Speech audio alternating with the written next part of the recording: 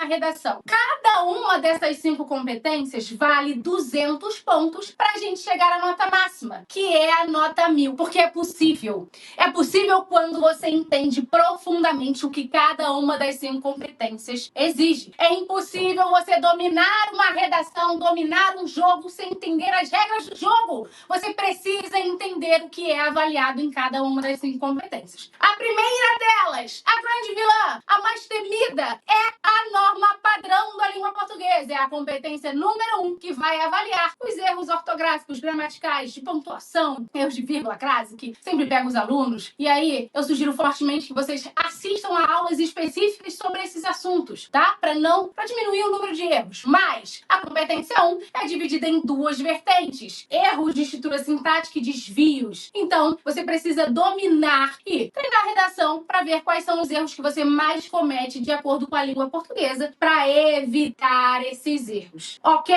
Tranquilo? O lado bom é que apenas a competência 1 vai avaliar a norma padrão da língua portuguesa, que eu sei que dá muito medo dos alunos. As outras 4 competências são a respeito da estrutura da redação. A competência de número 2 é muito importante. É a única que, se você zerar a competência, você zera a redação. Porque ela vai avaliar se você compreendeu o tema. Compreendeu o tema por completo. E para demonstrar isso, preste atenção na palavra que eu estou usando. Para demonstrar que você compreendeu o tema, você precisa apresentar as palavras do tema na sua redação, em todos os parágrafos, obviamente. Sempre retomando palavras do tema, sinônimos do tema, ok? Segunda vertente que será avaliada na competência 2 é se você apresentou um texto tipo dissertativo argumentativo. Pro Enem, nada mais é do que você apresentar, olha só, introdução, desenvolvimento e conclusão no seu texto. Pois é. Agora, a última vertente da competência 2 que mais pega os alunos é o uso do repertório sociocultural. Repertório sociocultural é você utilizar uma área do conhecimento. Por exemplo, citações, alusões históricas, dados estatísticos, pesquisas. Você utilizar um livro, uma série, um filme, um desenho animado. Sim, sim, sim. Eu sempre gosto de falar do exemplo da aluna que tirou nota 1000, utilizando Peppa Pig na redação. Aquele porquinho mesmo, cor-de-rosa. Porque ela associou perfeitamente ao tema.